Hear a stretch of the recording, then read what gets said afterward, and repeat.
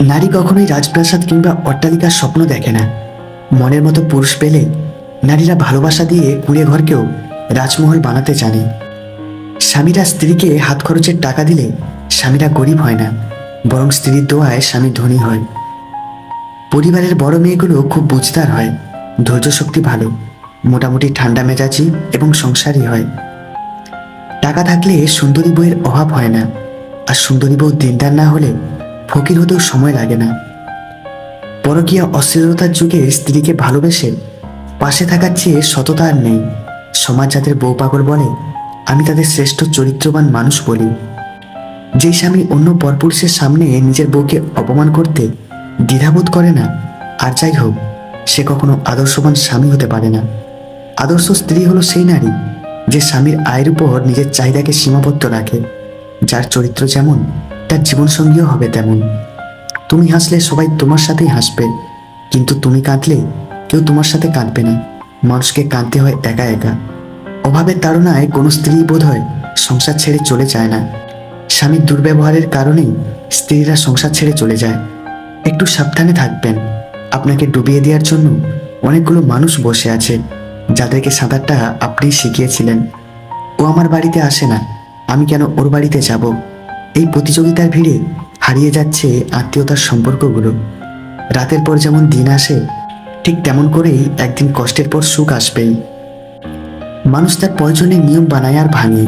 চায়ের কাপে মাছি পড়লে চা ফেলে দেয়, আর ঘিতে পড়লে মাছি ফেলে দেয়। পৃথিবীতে কেউই পরিপূর্ণ সুখী না। হাজার সুখের মাঝে সৃষ্টিকর্তা কিছু অসুখ প্রত্যেকটি মানুষের জীবনে যত্ন করে দিয়েছেন, কারণ বেশি সুখে আমরা সৃষ্টিকর্তাকেই ভুলে যাই। স্ত্রী কখনো দাসী নয়, জীবনসঙ্গিনী হিসেবে মর্যাদা দিন, কারণ সে তার পিতামাতার কাছে একসময় রাজকন্যার মতো ছিল। স্ত্রী যখন পরকীয়া সম্পর্কে জড়িয়ে যায়, তখন স্বামীর সাথে এই আচরণগুলি করে। নাম্বার 1, অকারণে স্বামীর সাথে ঝগড়া করবে। নাম্বার 2, স্ত্রীর মুখে অন্য কোনো নাম বারবার শুনতে পাবেন। নাম্বার 3, স্বামীকে অন্য পুরুষের সাথে তুলনা করবে।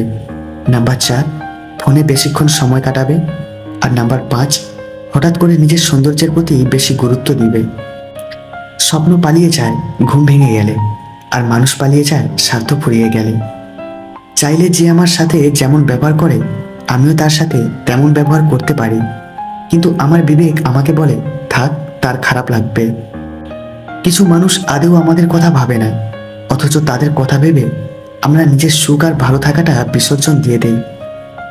মনের জোর হলো পৃথিবীর সবচেয়ে দামি ওষুধ, যা আমাদের অনেক কঠিন পরিস্থিতির সাথে লড়াই করার শক্তি দেয়। এই পৃথিবীর মধ্যে সবচেয়ে বড় অপরাধী আর স্বার্থপর হলো নিজের মন, যে নিজের হয়েও অপরের জন্য কষ্ট পায়। এই মিথ্যা শহরে বিবেক যেখানে স্বার্থপর, নীতিবাক্য সেখানে শুধুই হাস্যকর। জীবন এত সহজ নয়, সহজ করে নিতে হয়, কিছুটা অপেক্ষা করে, কিছুটা সহ্য করে, আর অনেক কিছুই বুঝেও না বোঝার চেষ্টা করে। বাস্তবতার স্বপ্ন দেখায় না, জীবনের সত্যিটাকে চোখের সামনে তুলে ধরে।